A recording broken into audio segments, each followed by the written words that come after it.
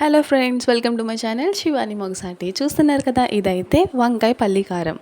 ఈ టేస్ట్ అయితే చాలా బాగుంటుంది. ముందుగా అయితే మనం ఫ్రెష్గా ఉన్న 1/2 kg వంకాయలు తీసుకున్నాను. ఎందుకంటే ఇది ఫ్రై చేయాలి కదా, ఫ్రై చేస్తే ఎంతో రాదు. సో ముందుగా నేనైతే వాటర్ తీసుకుని వంకాయలు కలర్ చేంజ్ అవ్వకుండా ఉండడానికి కొంచెం సాల్ట్ అయితే యాడ్ చేశాను.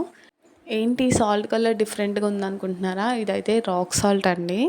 నేనైతే కర్రీస్కి అది రాక్ సాల్ట్ని యూస్ చేస్తున్నాను. ఎందుకంటే అది కొంచెం నార్మల్ సాల్ట్తో కంపేర్ చేసుకుంటే అది కొంచెం హెల్త్కి మంచిదని చెప్తున్నారు కదా.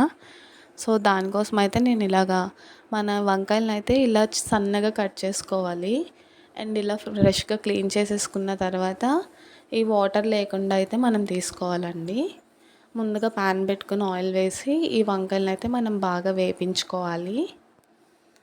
మరీ ఎక్కువ డ్రై అయిపోకుండా వేపించుకుంటే సరిపోతుంది.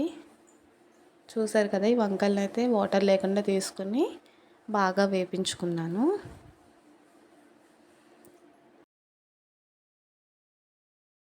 ప్యాన్ పెట్టి కొంచెం ఆయిల్ వేసి పల్లి కారం చేయాలి కదా, సో దానికోసం అయితే నేను వేరుశెనగ గుళ్ళు తీసుకున్నాను. అందులోనే ఇంకొంచెం కమ్మదనం కోసం జీడిపప్పును కూడా యాడ్ చేశానండి. అలానే మనం పప్పులన్నీ వేసుకుంటే కమ్మదనం ఎక్కువగా ఉంటుంది కదా, సో టేస్ట్ కోసం అయితే నేను శనగపప్పు, మినపప్పు, ధనియాలు, జీలకర్ర కూడా యాడ్ చేశాను. అలానే కారం కూడా ఉండాలి కదా, కొంచెం స్పైసీనెస్ కూడా యాడ్ చేయాలి కదా, సో దానికోసం 3 ఎండుమిర్చిని అయితే యాడ్ చేసి ఇలాగా మరీ మెత్తగా కాకుండా కొంచెం గరుగ్గా ఉండేటట్టుగా మిక్స్ అయితే చేసుకున్నా. చూసారు కదా, ఈ వంకాయలు అయితే మనకు ఫ్రై అయిపోయినాయి.